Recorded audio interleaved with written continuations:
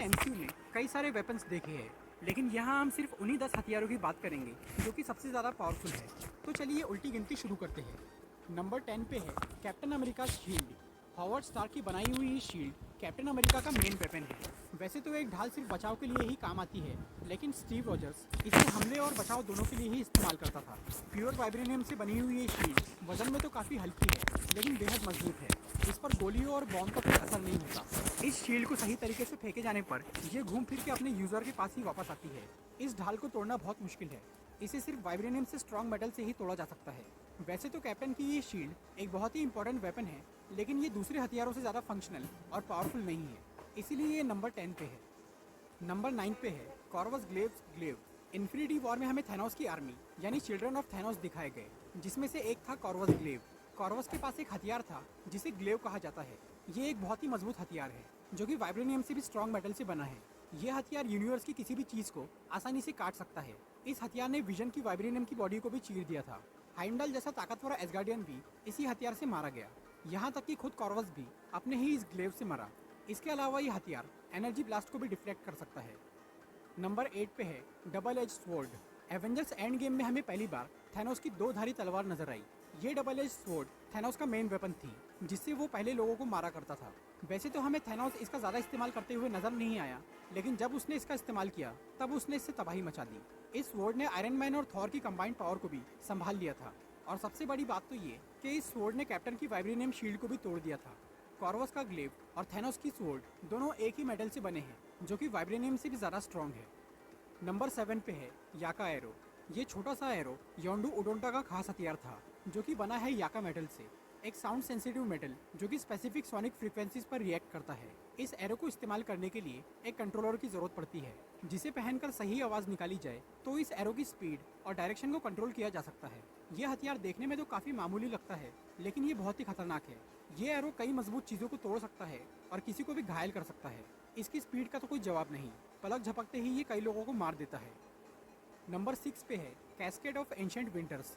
Frost giants के इस हथियार के बारे में कोई ज़्यादा बात नहीं करता, लेकिन ये बहुत ही कमाल का हथियार है। इस कैस्केड से किसी को भी बर्फ में जमाया जा सकता है।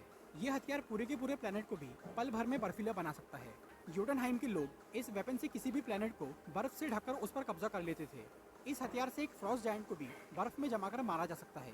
इसे छूने की वजह से ही लोकी को पता चला था कि वो एक फ्रॉस्ट जायंट है। यह हथियार एसगार्ड के साथ ही तबाह हो चुका है। नंबर 5 पे है कॉस्मी रॉड।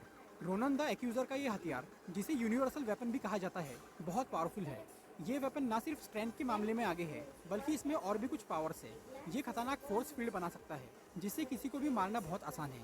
यहाँ तक कि ये पावर स्टोन जैसे शक्तिशाली इन्फिनिटी स्टोन को भी संभाल सकता है, जो कि एक आम हथियार के लिए नामुमकिन है। पावर स्टोन से जुड़ने के बाद ये वेपन और भी खतरनाक बन गया था। इससे वो एनर्जी ब्लास्ट कर सकता था और एक पूरे प्लेनेट को भी तबाह कर सकता था। नंबर 4 पे है म्यूनिर। थॉर का ये हैमर हम सबका फेवरेट वेपन है। ये हथियार न सिर्फ ताकत के मामले में आगे है, बल्कि ये थॉर की लाइटनिंग पावर्स को भी अच्छे से फोकस करता है। एनर्जी ब्लास्ट करने के अलावा ये हथौड़ा काफ़ी तेज़ी से उड़ भी सकता है। म्यूनिर की सबसे बड़ी खासियत है वर्दीनेस का एन्चेंटमेंट, जिसकी वजह से सिर्फ वर्दी लोग ही इसे उठा सकते हैं और इसकी शक्तियों का इस्तेमाल कर सकते हैं। म्यूनिर की ताकत के आगे बहुत ही कम लोग टिक सकते हैं। उरू मेटल से बने इस वेपन में कई सारी मैजिकल पावर्स है, जैसे कि हीलिंग पावर और क्लोथ जनरेशन। नंबर 3 पे है गंगनीर। ये एमसीयू का one of the most powerful weapon है। हालांकि इसकी पावर्स के बारे में कभी ज़्यादा बात नहीं की गई, लेकिन ये एसगार्ड के राजा का खास हथियार है, जिससे हम इसकी शक्ति का अंदाज़ा लगा सकते हैं। गंगनीर को पहले ओडिन के पिता बोर ने इस्तेमाल किया और उनके बाद ये ओडिन को मिला, जिसकी वजह से इसमें दो एसगार्डियन किंग की पावर्स है। बोर और ओडिन ने इस हथियार की मदद से कई जंग जीती थी। गंगनीर एनर्जी ब्लास्ट कर सकता है। इसके एक बार से ही किसी को भी खत्म किया जा सकता है। इस हथियार से डिस्ट्रॉयर को कंट्रोल किया जा सकता है और इसकी मदद से बायफ्रॉस्ट भी ओपन किया जा सकता है। ये हथियार भी एसगार्ड के साथ तबाह हो गया।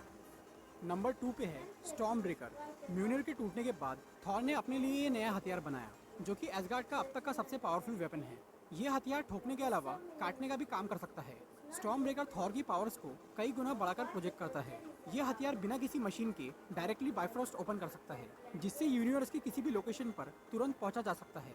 इसकी मदद से उड़ना काफ़ी आसान है और ये इन्फिनिटी स्टोन्स की शक्ति का भी मुकाबला कर सकता है। इस हथियार पे वर्दीनेस का एन्चेंटमेंट नहीं है, इसीलिए सभी ताकतवर लोग इसे उठा सकते हैं, मगर सिर्फ थॉर ही इसकी शक्ति का इस्तेमाल कर सकता है।